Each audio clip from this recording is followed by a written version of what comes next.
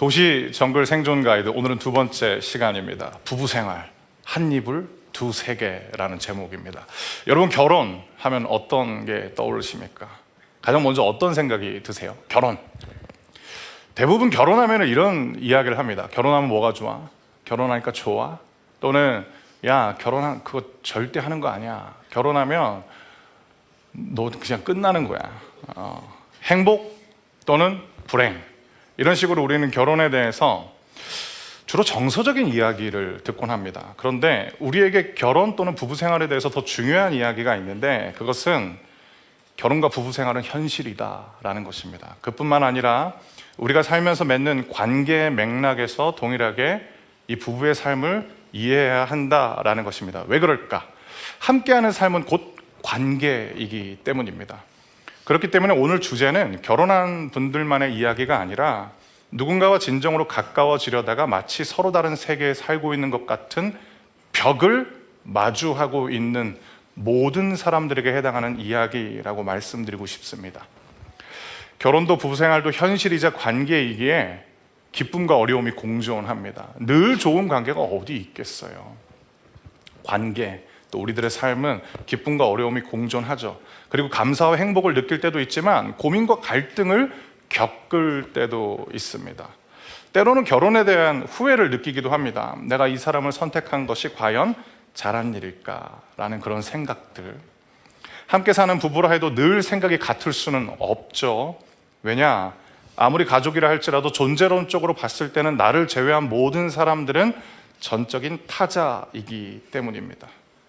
그래서 나와 생각이 다를 수 있다는 걸 우리는 인정해야 돼요.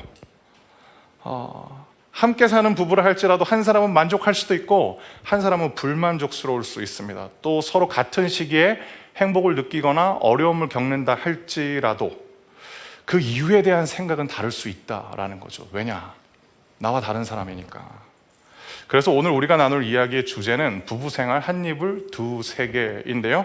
먼저 한국 사람들이 가지고 있는 결혼관에 대해서 여러분들이랑 같이 한번 생각해 보도록 하겠습니다. 한국 사람들은 왜 결혼하고 싶어 할까요? 2024년 그리고 2025년 한국 리서치 결혼인식 조사의 결과 내용인데, 제일 먼저 한국 사람들이 결혼을 원하는 이유는 무엇이냐면 가족을 만들고 싶어서, 이게 77%입니다. 두 번째는 첫 번째와 별로 차이가 나지 않는데 정서적인 안정감. 외로움을 좋아할 사람이 어디 있겠어요? 결혼하면 내 외로움이라는 이 정서적인 불안감이 해소될 거라는 기대 때문에 결혼을 원한다라고 답변했고, 또 하나, 왜 옛날 말에 이런 얘기 있잖아요. 결혼하지 않으면 애야. 결혼을 해야 어른이 되는 거야. 정신적 성숙을 원하기 때문에 나는 결혼하고 싶다. 그리고 또 하나는 안정적인 노후 생활을 위해서 나는 결혼하고 싶다라고 답한 사람들도 29%. 결코 적지 않아요. 자, 그럼 반대로 한국 사람들은 왜 결혼을 원하지 않을까? 흥미롭게도 2024년하고 2025년 조사 결과가 조금씩 상이한데, 2024년 내용은 첫 번째가 돈이 없어서 나 혼자도 살기 만만치 않은데 결혼까지 하면 내가 너무 힘들 것 같다. 두 번째도 돈입니다. 출산 양육에 대해서 부담스럽다. 그게 15.4%. 또 돈과 관련돼 있어요. 결혼 생활을 지속하기에는 고용 상태가 불안정하다. 평생 직장에 사라졌기 때문에 결혼하는 게 나는 두렵다라고 말합니다.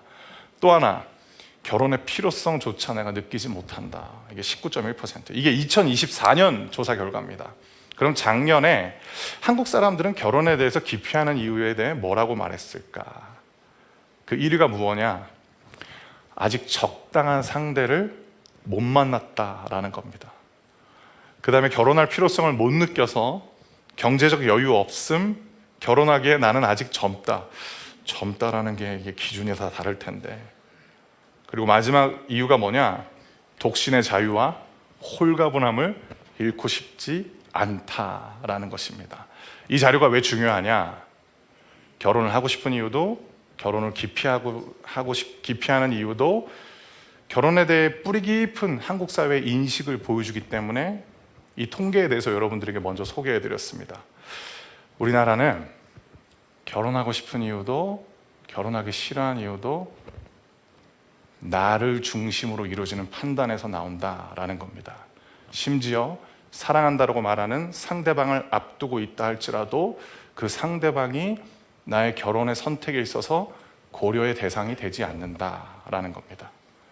어쩌면 이러한 상대방을 고려하지 않는 마음으로 바라보는 결혼과 부부 생활에 대한 모습이 한 입을 두세 개의 원인일지도 모르겠습니다. 그리고 이러한 자기중심적인 성향이 강조되는 사회에서 비롯되는 관계의 갈등은 부부 생활뿐만 아니라 우리 사회 전반에서 나타나고 있습니다. 예전보다 사람들이 자기 자신이 소중하다라는 생각은 참 많이 하는 것 같아요. 컴플레인 우리나라 사람들 잘합니다. 논리정연하게 육하 원칙에 따라서 내가 왜 이런 대우를 받아야 되는지 쭈뼛쭈뼛거리는 사람들의 비율은 점점점 줄어들고 있어요. 나의 권리가 침해당했을 때 가만히 참는 사람보다는 내가 이걸 왜 참아야 되냐, 내 돈 내고 내 시간 투자했는데 라고 하면서 자신의 권리를 잘 이야기하는 사람들은 점점점 많아지고 있습니다. 그런데 내가 소중한 만큼 상대방도 소중한 존재라는 인식은 과연 우리 사회에서 점점점 자라가고 있는지는 물음표가 있는 거죠. 이처럼 자신에 대한 소중함은 잘 알고 있지만 상대방에 대한 소중함을 잃어버린 생각을 이기적인 마음이라고 말합니다. 바로 이 이기적인 마음이 결혼과 부부 생활뿐만 아니라 우리들이 마주하는 관계를 병들게 한다라는 것입니다. 그런데 이러한 자기중심적인 성향이 강조되고 있는 현상은 대한민국에서만 일어나는 것은 아닙니다. 지금 우리가 살고 있는 이 시대 여러 나라에서도 공통적으로 보이는 사회적 현상입니다. 사회학자 에바 일루즈라는 인물이 있는데요. 이 사람이 이런 이야기를 합니다. 우리가 살고 있는 현대 사회는 친밀함의 위기를 겪고 있다. 현대인이 관계에 실패하는 이유는 과도한 선택권과 자아의 비대화로 보인다. 나의 세계가 너무 커서 타인의 세계가 들어올 공간이 없다라는 것입니다. 즉, 왜 현대사회는 친밀함의 위기를 겪고 있는가? 야, 너만 내 친구가 될 수 있는 줄 알아? 너만 있는 줄 알아? 이 세상에 사람은 너무 많아 라는 과도한 선택권과 그리고 내가 너무 커지다 보니까 그 누구도 내 마음 가운데 공존할 여지가 없기 때문에 현대사회는 친밀함의 위기를 겪고 있다라는 것입니다. 그리고 지그문트 바우만이라는 현대 사회학자도 이런 이야기를 해요. 우리는 현재 연결은 쉽지만 유대는 어려운 시대를 살고 있다라는 거. 이것도 참 우리에게 많은 생각을 합니다. 그리고 이런 얘기까지 있잖아요. 현재 대한민국 사회가 갖고 있는 연대감은 느슨한 연대이다 라는 이야기도 합니다. 이들의 말에 대부분의 사람들은 동의할 겁니다. 그런데 우리 마음 한켠에는 이런 생각도 있어요. 그게 무슨 생각이냐면 그게 인간이지. 인간은 원래 이기적인 거지. 그렇기 때문에 내가 나를 챙기지 않으면 누가 나를 챙겨주는가? 나를 내가 제외해버리면 도대체 뭐가 남을까? 이러다 보니까 우리는 결혼이나 부부 생활뿐만 아니라 우리가 맺는 관계에 있어서 우리의 이기심을 뛰어넘는 관계 또는 사랑이 과연 가능한가라는 의문이 듭니다. 이 질문 앞에 서면 사람들은 대개 두 방향 중에 한 방향으로 섭니다. 첫 번째 방향이 무엇이냐면 내가 아직 운명의 상대를 못 만났기 때문이라는 생각을 하는 거죠. 내가 진짜 사랑하는 사람을 만나면 내 안에 사랑은 끊임없이 샘솟기 때문에 또 다른 사람을 만나야겠다라고 결정하고요. 두 번째는 무엇이냐면 그래, 어차피 인생은 독고다이야. 결혼도 부부 생활도 사람과의 만남도 결국 시간이 지나면 다 그냥 느슨해지는 거지. 원래 인생은 혼자 왔다가 혼자 가는 거야. 그냥 쿨하게 받아들이자. 체념적 입장입니다. 먼저 더 괜찮은 사람 만나면, 진짜 운명 같은 사랑을 만나면 우리는 결혼 생활이라든지 부부 생활이라든지 정말 이 갈등이 다 해소될 수 있을까? 이 관점에 대해서 같이 생각해 봤으면 좋겠습니다. 물론 더 좋은 사람 만나면 다 해결될 수도 있겠죠. 근데 관계 갈등이나 어려움이 찾아올 때마다 새로운 사람을 만나려는 시도는 생각지 못한 결과를 낳게 되는데 그것이 무엇이냐? 우리들의 이기심을 더 부추길 수 있다라는 것입니다. 왜 그럴까? 내가 지금 이 관계에 만족하지 못하는 이유를 싹 다 상대방 탓으로 돌리게 만들기 때문입니다. 그러다 보니까 관계의 갈등이 찾아오면 그에 대한 해결책은 정해져 있어요. 내가 바뀌는 것이 아니라 상대를 바꾸는 것입니다. 처음에는 상대방을 내가 원하는 모습으로 바꾸려고 해요. 어떻게 하냐? 뭐 대놓고 이야기할 때도 있죠. 너는 왜 이걸 못하냐? 이게 왜 안 되냐? 내가 도와줄 테니까 잘 보고 따라와라. 이렇게 대놓고 말할 때도 있지만, 그래도 우리는 동방예의지국이잖아요. 처음부터 대놓고 얘기하지 않잖아요. 우아하게 책을 선물하는 방법을 많이 취하죠. 그리고 제목으로 펀치를 날리는 거예요. 제목만 봐도 상대방이 알아듣게끔. 그리고 제목을 이렇게 보여주면서 주는 거예요. 네 생각나서 샀어 라고. 그리고 또 하나, 유튜브에 업로드되어 있는 강연 링크를 보내줄 때도 많이 있습니다. 꼭 들어봐. 너무 좋아. 근데 그 속내는 이거예요. 제발 좀 정신 차려라 라는 거죠. 근데 만약에 상대방이 안 보는 것 같다, 그러면 어떻게 되냐? 괜히 밥 먹을 때 내가 하고 싶은 말이 잘 담겨 있는 영상을 트는 거죠.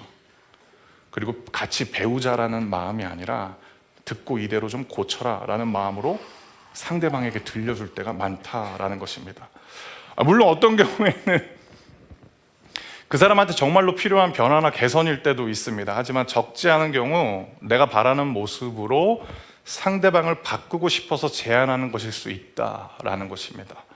그래도 계속해서 상대방을 바꾸려 하는 이유는 상대방이 바뀌지 않으면 이 관계는 해결되지 않을 것이다 라고 굳게 믿고 있기 때문에 상대방을 계속 바꾸려고 하는 거죠.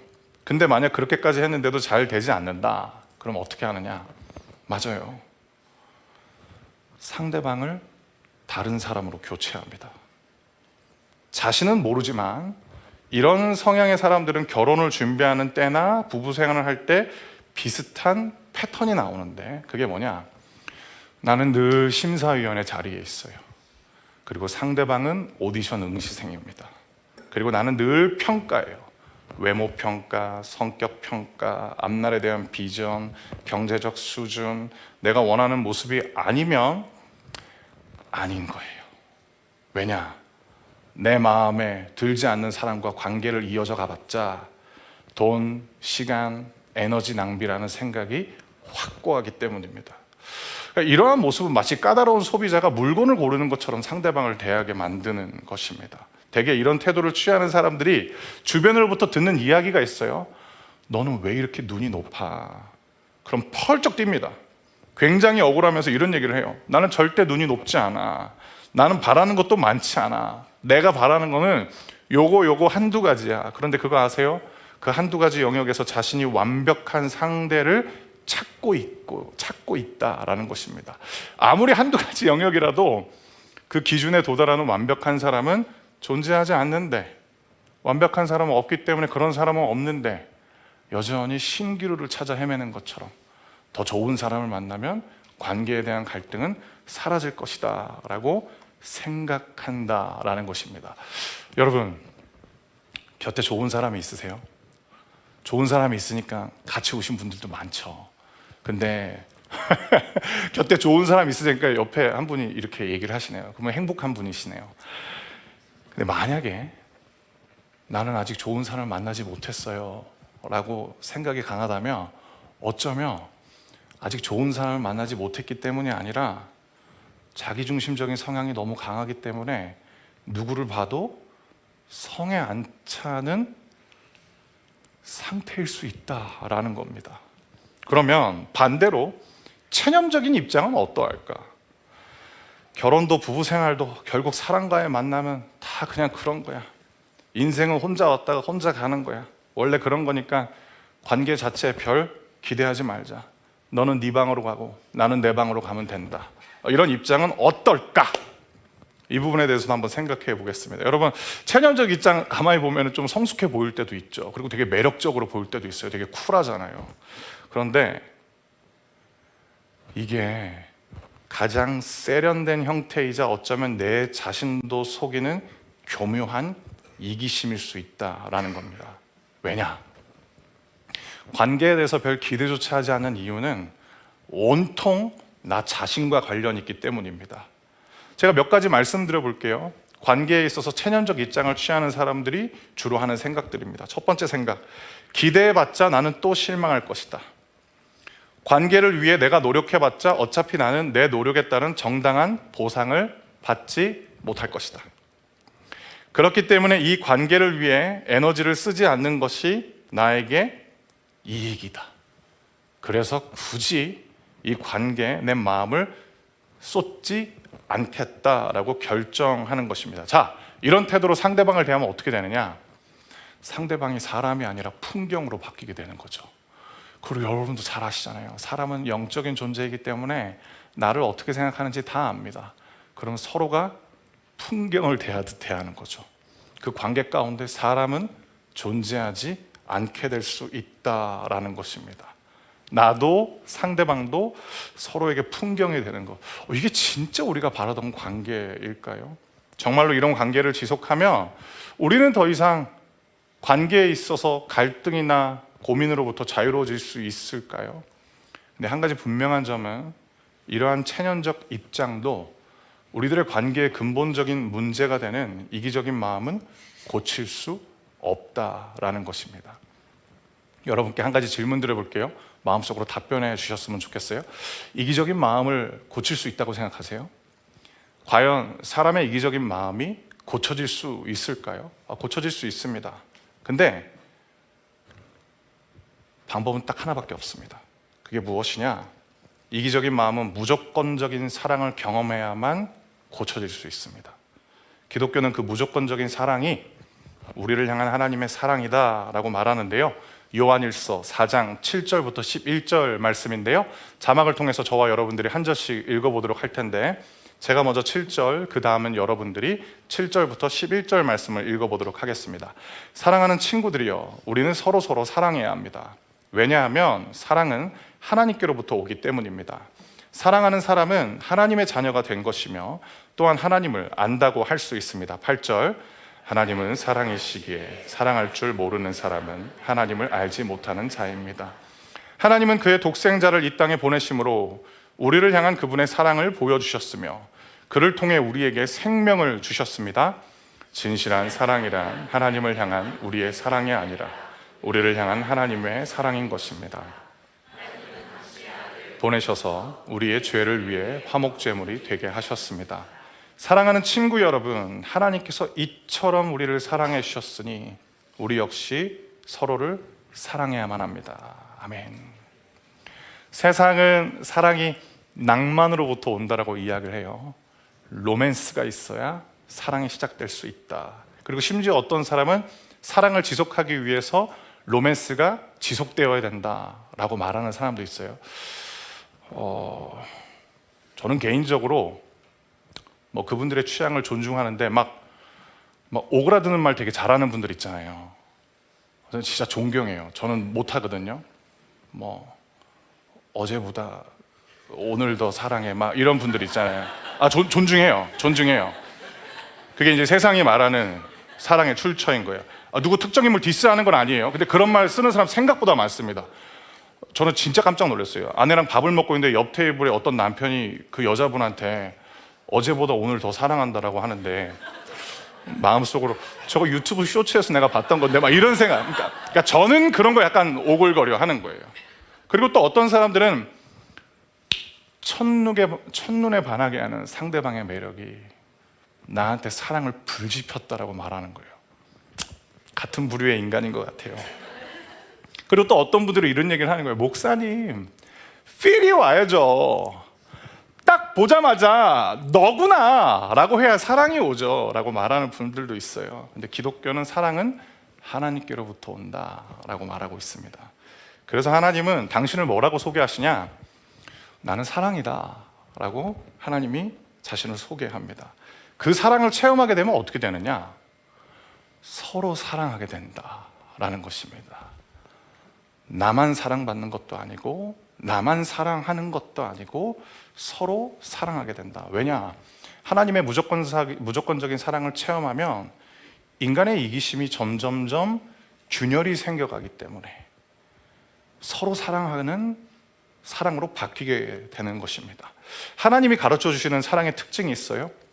자신을 내어주는 사랑입니다. 그리고 사랑하는 대상이 언제나 목적이 됩니다. 수단이 될 수 없습니다. 하나님은 당신을 주시고 사랑하는 이에게 너를 달라라고 말씀하십니다. 그래서 서로 사랑하게 되는 것입니다. 이 관계야말로 사실은 모든 사람이 원하는 참 사랑이자 관계입니다. 하지만 우리 안에서 좀처럼 사라지지 않는 이기적인 마음 때문에 이 사랑이 가로막힌다라는 것입니다. 방법은 한 가지, 우리를 향한 하나님의 사랑을 받아들이는 것입니다. 그때부터 우리들의 이기적인 마음에 균열이 생기기 시작하는데, 왜 그러냐? 나를 위해 전부를 내어주신 예수의 사랑을 보여주는 십자가가 우리 마음 가운데 들어오기 시작하면 우리 안에 이기적인 마음으로 굳어진 그 딱딱한 내면이 부서지기 시작하기 때문에 우리는 이전처럼 이기적인 사랑으로 만족하지 못하게 되는 것입니다. 이 사랑을 받는 게 쉬우면서도 어려워요. 왜 쉽냐? 시작이 매우 간단하기 때문입니다. 하나님, 저를 사랑한다라고 하셨는데 제가 그 성경의 기록을 믿겠습니다. 이 고백으로 시작되기 때문에 이 사랑은 어떻게 보면 굉장히 쉽습니다. 다른 어떤 조건도 필요하지 않습니다. 나를 향한 하나님의 사랑을 받아들이겠다고 하나님한테 말씀드리면 나를 향한 하나님의 무조건적인 사랑이 이제 침투해 오기 때문에 시작은 굉장히 간단합니다. 다만 이 사랑이 진짜 나한테 느껴지고, 아, 이게 나를 향한 이야기였구나 라는 것이 전인격적으로 깨닫게 되는 것이 쉽지 않습니다. 그런데 여러분, 한 가지 여러분들한테 좋은 소식이 있습니다. 그것이 무엇이냐? 하나님이 기도를 들으시는 분이시다라는 겁니다. 알려달라고 말씀드리고 도와달라고 말씀드리면 반드시 알려주시고 도와주십니다. 그 일을 위해서 하나님께서 드림 플러스와 같은 예배를 만드셨고 이 땅에 교회들을 세우셨고 여러분을 위해서 기도하고 여러분들이 하나님을 만날 수 있는 자리로 초대하는 여러분의 소중한 사람들을 보내주신 것입니다. 그들을 통해 하나님의 무조건적인 사랑을 깨닫게 되면 이제 여러분들은 새로운 사랑을 하게 되는데, 그 사랑은 나의 유익을 구하지 않고 사랑하는 사람의 유익을 구하는 사랑을 하게 됩니다. 이 사랑 앞에서 이기적인 마음은 너무 초라하게 전락해버리고 마는 것입니다.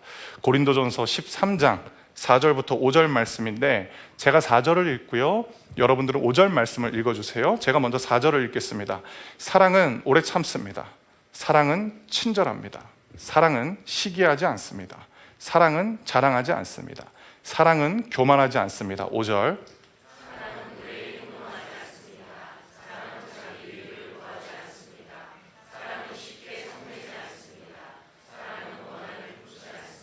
오절 말씀을 잠깐 고정해 주시겠어요? 여기서 중간 부분을 여러분들 마음에 새기시길 바랍니다. 예수의 사랑을 통하여서 우리에게 새로운 시작이 찾아오는데 그 사랑의 특징이 무엇이냐? 나의 유익을 구하지 않는다라는 것입니다. 사랑하는 여러분, 저의 이야기를 여러분들에게 나누고 오늘 설교를 정리해 보도록 하겠습니다. 저 한번 봐주시겠어요? 어떻게 보이나요? 진심으로 감사합니다. 이기적인 인간이에요. 진짜 이기적인 인간이에요. 우리 부모님은 감사하게도 기억에서 지워주셨는데, 워키토키라는 장난감 아세요? 무전기? 원래 그거 둘이 갖고 노는 거잖아요. 근데 저는 제가 말하고 제가 들으면서 굉장히 흡족해하는 사람이었어요. 아무런 갈등이 없었어요. 이걸 왜 다른 애들이랑 갖고 놀아요? 다 내 건데. 외동아들. 그래 보이나요? 진짜 외동아들이에요. 부모님의 기도 제목이었어요. 너무 이기적인 애인 거예요. 근데 저는 아무런 갈등이 없었어요. 이게 편한데 뭐 집에 가면 다 내 건데 뭐 이런 거. 금쪽이 같았나요 방금? 그러다 보니까 누구를 만나도 어려웠어요. 100% 저한테 맞춰주기를 원했기 때문에 진짜 힘들었어요. 그리고 잘 만나는 것도 중요하지만 아닐 때는 잘 헤어지는 것도 중요하잖아요. 저는 잘 헤어진 적이 없었어요. 위기적인 인간이니까 할 말 못할 말 다 했어요. 래퍼처럼 다다다다다다다다. 그래야 분이 풀리던 사람이었습니다.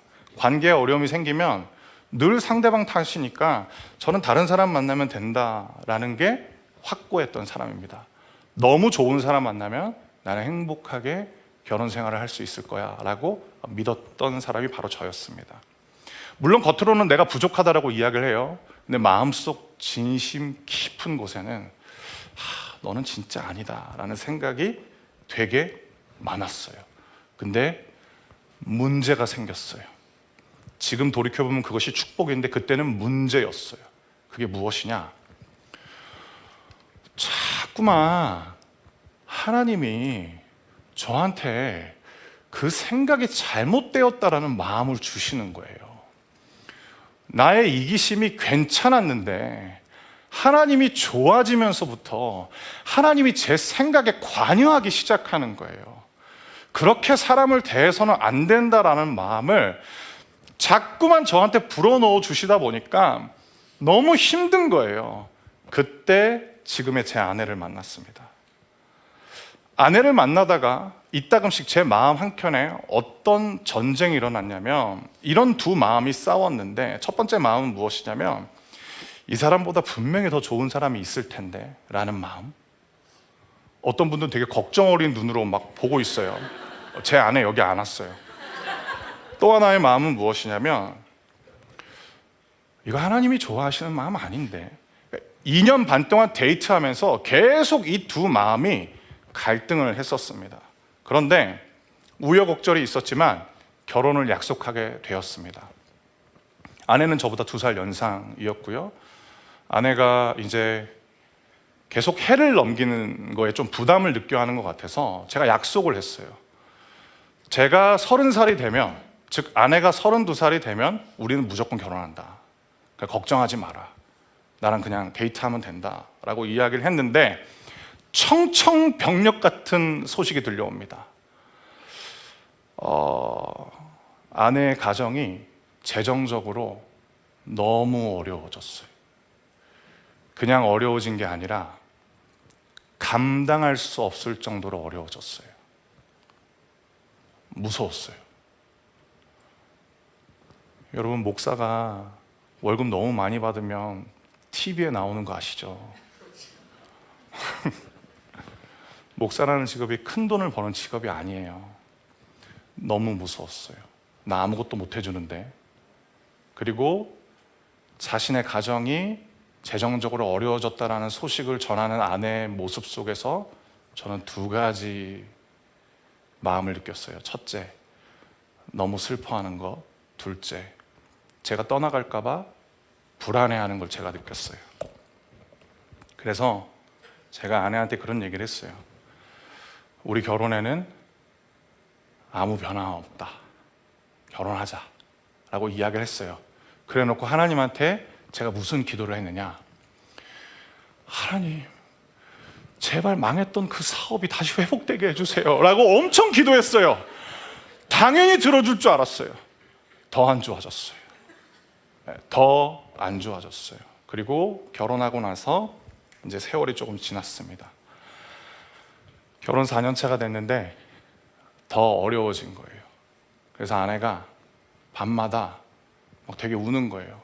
내가 부모님한테 해드릴 수 있는 게 아무것도 없어서 내가 너무 슬프다고, 너무 슬퍼하는 거예요. 그때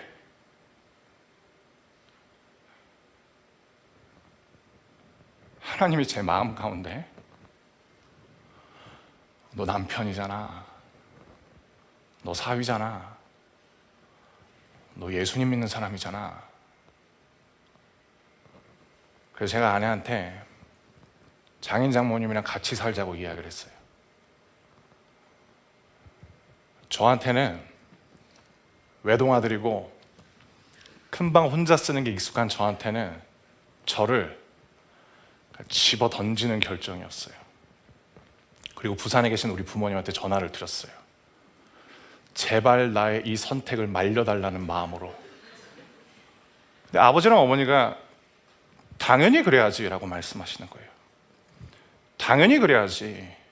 너의 부모이기도 한데, 너의 아내의 부모일 뿐만 아니라 너의 부모이기도 한데, 그리고 부모님이 마지막 이 말씀을 하셨어요.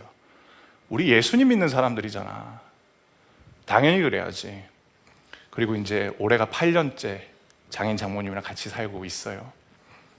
처음에는 원래 거실은 제 세상이었어요. 근데 어른들이랑 같이 살다 보니까 내 세상이 없어진 거예요. 굉장히 힘들더라고요. 근데 한 해 한 해 지나갈수록 서로 양보하고 배려하고 그러다 보니까 괜찮아졌어요. 그리고 알게 됐어요. 나보다 우리 장인 장모님이 더 많이 배려하고 계시고 양보하고 계셨구나라는 걸 알게 됐어요. 그리고 아내한테 제가 얘기를 했어요. 나보다 부모님이 너무 힘드시겠다. 그리고 장인 장모님한테 말씀드렸어요. 올 연초에도 아버님 어머님, 저는 아버님 어머님이랑 같이 사는 거 좋아요. 그러니까 아버님 어머님만 괜찮으시다면 계속 같이 살았으면 좋겠어요. 고맙다고 이야기를 하시는 거예요. 그래서 제가 이제 당연히 우리는 불편한 거 하나도 없어 라는 답변을 기대하고 이제 여쭤봤어요. 그래도 좀 불편하실 때가 있죠. 그렇지 뭐 불편할 때도 있지. 그리고 이제 아내랑 둘이 산책을 하다가 제가 무슨 얘기를 했냐면 나랑 결혼해서 고맙다라는 이야기를 했어요. 그러니까 아내도 너무 고맙다라는 거예요, 저한테. 그 다음에 저한테 이 얘기를 하더라고요. 저만 희생한 줄 알았는데 아내가 저한테 무슨 얘기를 했냐면 너무 고맙고 감사한 거 정말 많은데 나도 다 쉽지만은 않았어. 근데 제가 눈물이 많거든요. 거기서 제가 울어버리면 아내가 너무 울 것 같아서 그럼 내가 좋은 성격이 아닌데 쉽지 않았겠지. 근데 아내가 아니야, 그래도 많이 바뀌었어. 그런 이야기를 해주더라고요. 이 모든 시작이 무엇이냐? 제가 좋은 사람이라서가 아니고 하나님이 자꾸만 제 생각 속에 관여하는 거죠. 이기적인 사랑이 너의 관계를 기쁨으로 채워줄 수 없다라는 것. 어떤 경우에는 함께 할 수 없는 상황도 찾아올 때도 있고요. 또 이미 그런 아픔을 겪고 계신 분들도 있을 것입니다. 그런데 이 한 가지는 여러분들에게 새로운 변화로 찾아왔는데 그것이 무엇이냐? 하나님이 여러분을 무척이나 사랑하신다라는 것입니다. 하나님이 여러분을 무척이나 사랑하시기 때문에 그 사랑을 여러분이 받아들이시기만 한다면 이제 여러분들은 새로운 사랑을 하게 되실 것입니다. 왜냐? 그 하나님의 무조건적인 사랑이 우리 안에 있는 이기적인 마음을 깨고 또 깨어 가실 것이기 때문입니다. 여러분을 향한 하나님의 사랑을 통하여서 새로운 관계, 새로운 사랑을 경험해 보시길 예수님의 이름으로 축복합니다.